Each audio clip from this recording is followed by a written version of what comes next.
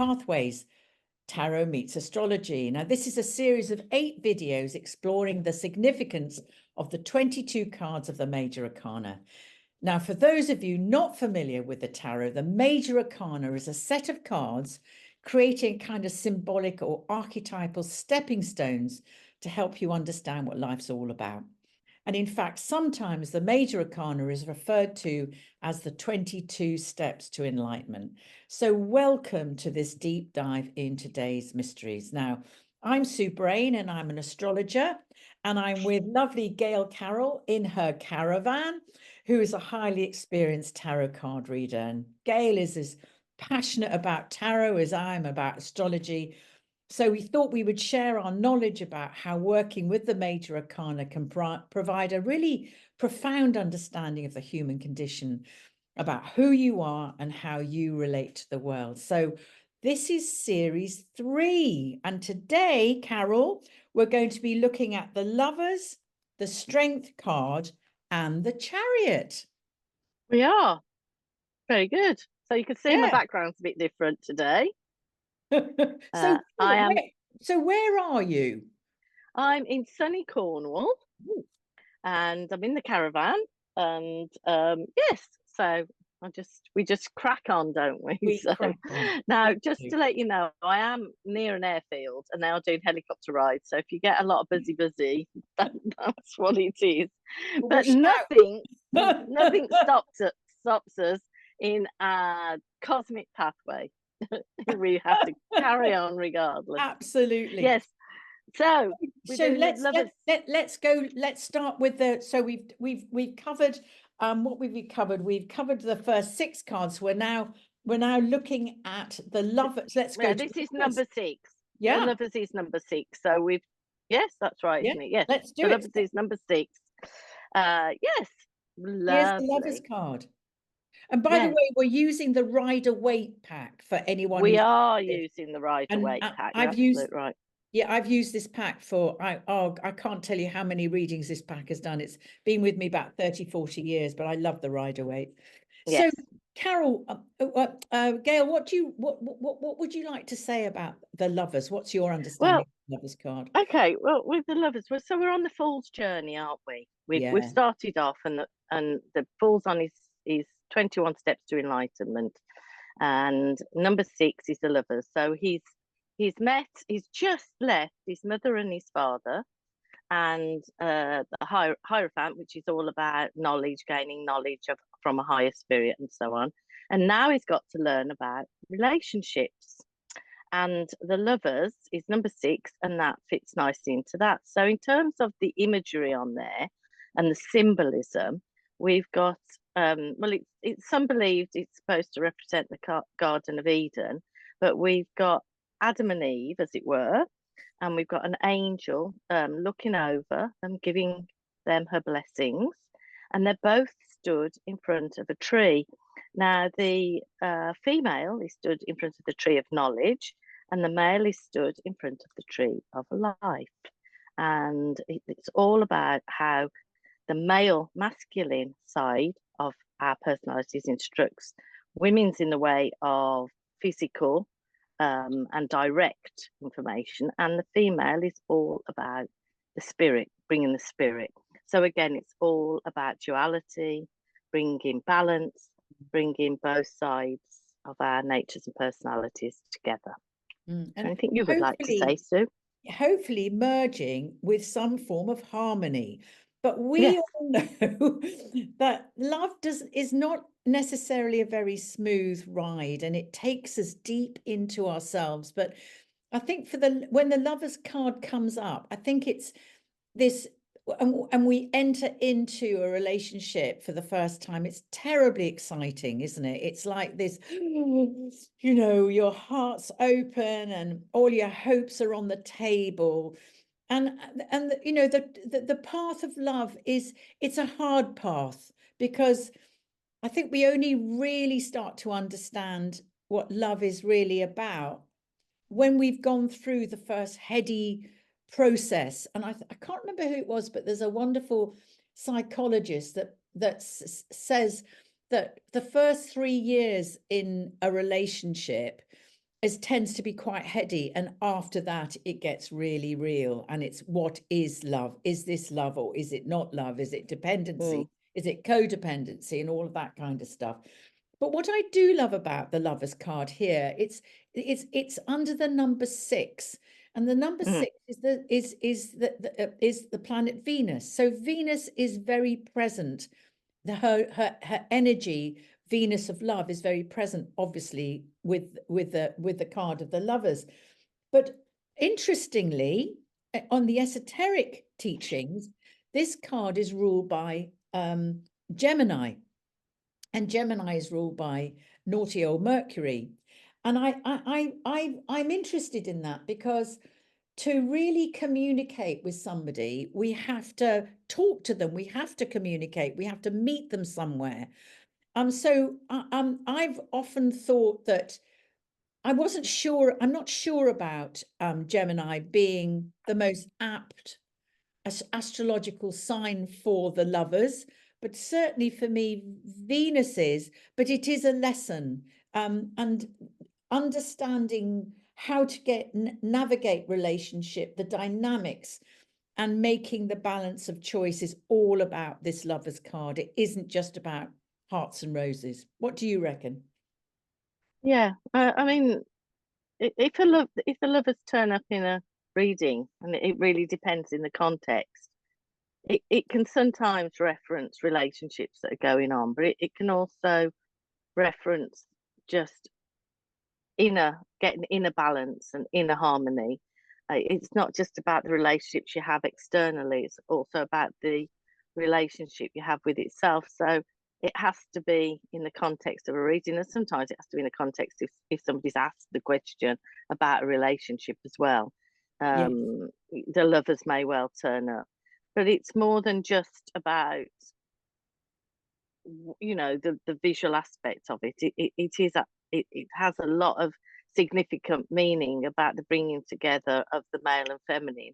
And yes, it's, I think I remember it very much from James Bond. Remember, it turned up in James Bond, the James Bond film, and I think it's one of those cards that when people think of the tarot, they automatically think. And because it kind of says what it does on the tin, as it were, it's the Lovers.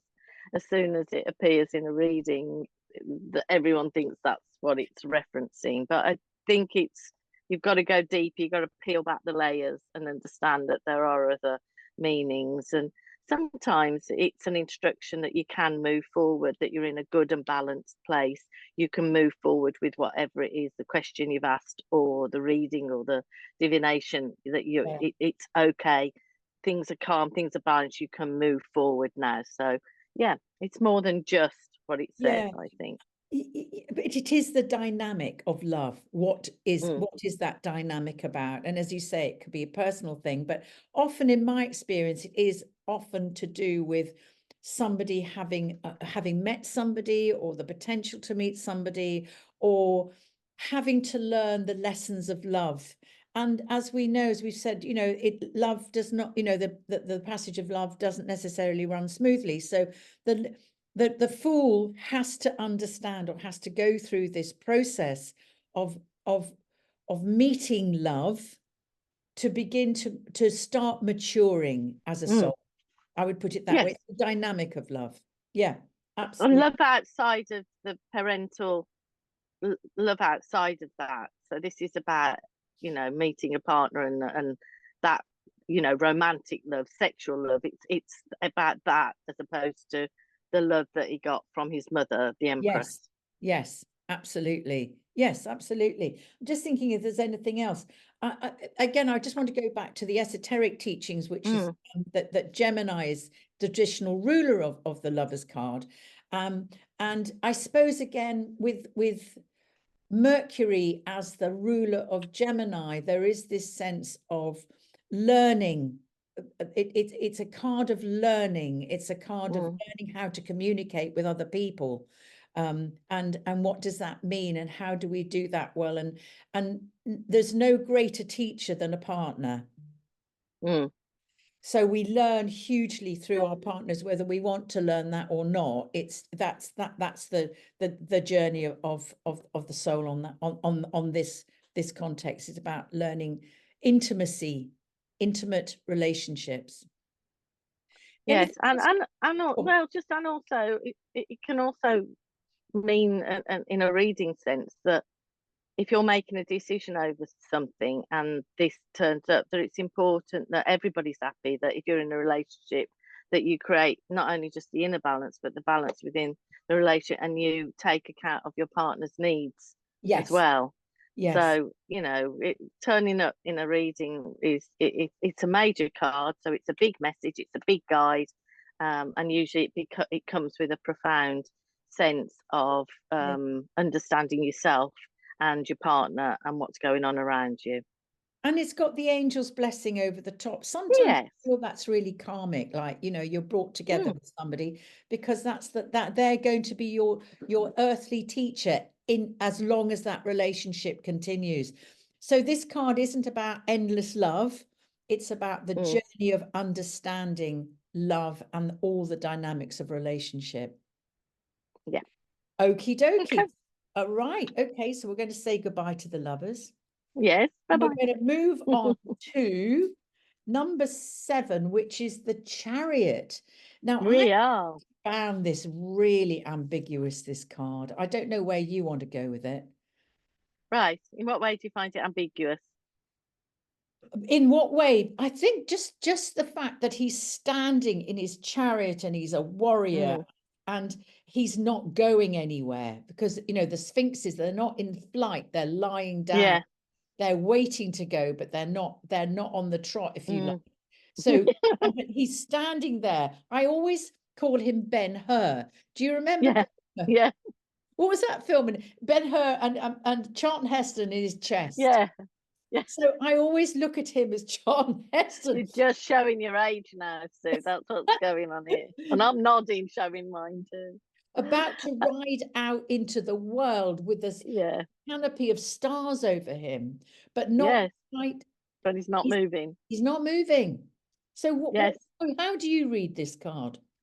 Well, I think it's that thought before the deed, if you know what I mean. I think the Chariot's all about hard work, determination, power. It's a power card. And I think the Sphinxes represent a duality of emotions and practicality. Again, it's all about balance. And you've got the symbol of Isis under the wings, which is all about magic and motherhood. So I think it's about learning to control some kind of force, but in this particular instance, it's willpower, it's momentum, it's that type of control, as opposed to anything more spiritual. It's more of a balance between head and heart, and that's where it is. And again, if it turns up in a reading, it's generally to do with you're on the right path, but you need some hard work and determination to make it happen. But again, balance, head and heart, duality. Absolutely. With it. The conscious and the unconscious, you know, we've got the Sphinx against the white, and that reflects, do you remember the two the pillars of knowledge with the high priestess, Jacqueline and Baz, those pillars of knowledge. So again, they're very that energy is very present there. So the Fool is constantly learning. What I do find interesting in the esoteric teachings is that this card is associated with Cancer, and Cancer for me is about the moon, it's about emotions. So I find that quite ambiguous. It doesn't quite work for me. And the number 7 is associated with Neptune. So there is this nebulousness for me to do with this card. And I often have to see where it comes in the layout, in context, get a real distinct understanding of what it's saying, what it's showing. Yeah. But in the traditional sense that we're talking about, the 22 paths to enlightenment, we're talking about here about this sense of determination and willpower. And I feel a sense of triumph, because he's triumphant, isn't he? He might be wanting to go off, but he's he's triumphant. He's done something. He's earned his spurs to have his chariot. And I wondered if you felt the same about that. Yes. Well, I think it's a very strong male presence that he's got. I mean, he's also half on land, half on water, isn't he, in this too? So again, you've got that earth, water combination, that heart, soul, mind, spirit again. But I know what you mean about him being ambiguous in a reading, because he'll turn up and it's one of those cards that sometimes doesn't immediately speak to you because it's the relevance, but often because of the 7, it's about perseverance. If somebody's on a track of doing something, or it has doubt or self-doubt within a reading, then it is about staying determined and staying focused and, you know, cracking on really with whatever it is, isn't it? You know, the higher of actually the higher in astrology, the higher aspect of Neptune is higher love. It's attuning to something far higher than us. And I sometimes feel that maybe he's waiting for the right moment to move forward. He's prepared. He's left his home behind, and he's riding out, but he's stopping. So maybe he's feeling this isn't quite the right time to move forward, but I am ready. Yes. Okay.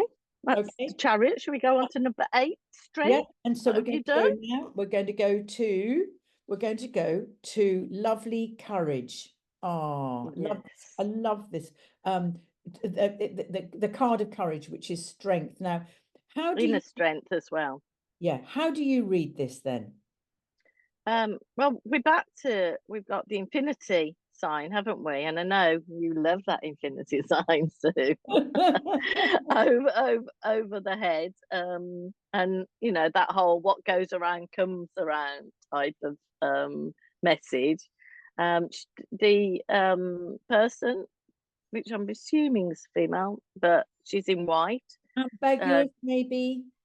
Yeah, but it symbolizes purity, doesn't it? Yeah, feminine. And a calmness, because you look at that card and the figure's got the hands in the mouth of the lion, so they're obviously trusting the lion's calm, and then you've got this big red lion which represents passion, aggression, maybe jealousy, all those strong emotions, but it's about having that inner strength to be able to cope with that and balance it and create the life you want, rather than to give in to those emotions, perhaps. Or the baser level of who we are.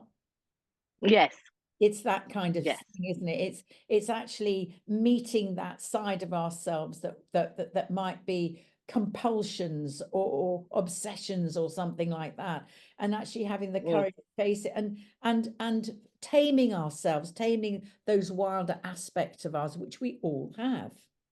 And then when we look at all these paths now in relation to the Fool and the Fool's journey and what the Fool is learning now, I think they're learning more, although a lot of it is to do with inner balance and inner peace, they're learning a lot of external things that get thrown at you externally that might create these emotions or these reactions in you. And these are the lessons now that he's learning as he goes through the middle 7 of the major arcana cards, is these outside influences. Yes. So how to deal with these outside influences.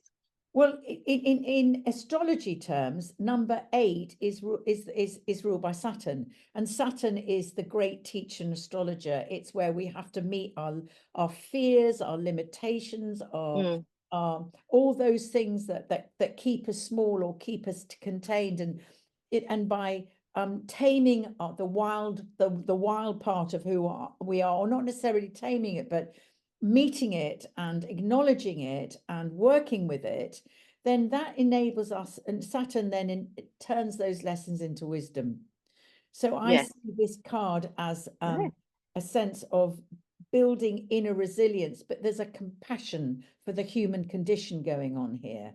She's soothing him, the lion. She's not fighting him. She's not frightened of him. And the lion is loving it. You know, he's turned into a really. So I think compassion is also a very important quality of the card of strength. Yes. Anything else you want to say? No, not really. No, I don't think so. I like it when this turns up in a card reading, because generally it means that what's happening is somebody needs to trust their inner strength, to go inwards a bit more, that the external influences that may be making them make decisions or react in a certain way. This card shows up, I think, to say, you know, you've got it, you've got that inner strength, you know, you're going to be okay. So yeah, it's nice when it turns up, I think. And I also think, you know, compassion for yourself, that to understand that you're on this massive journey of learning what it's like to be part of the human condition, learning what it's like to be a person, and you, on all of that major journey into the esoteric, which is quite baffling if you don't understand, or you've never been taught that, or you've never been aware of that. So, and I think that's the strength gives us the courage and determination to continue. And of course, this card is associated with Leo. Leo is the heart, and highly creative. And they tend to be leaders as well, don't they, Leos? Yes. Would that be correct? Yes, you know? Yes, absolutely. So the fact that the figure is taking control of the lion is, again, I think, symbolic of being a leader, being able to deal with things in a calm and a good way. Yeah.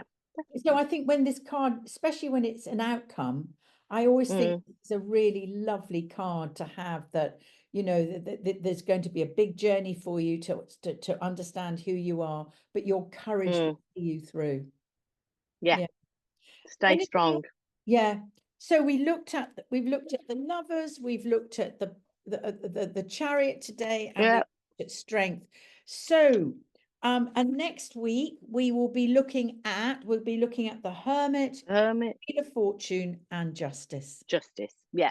Is there anything you'd like to say to finish off about the three cards we've looked at? No, not particularly. As I say, I like to look at it in relation to the Fool's journey and our journey and the steps of enlightenment, definitely.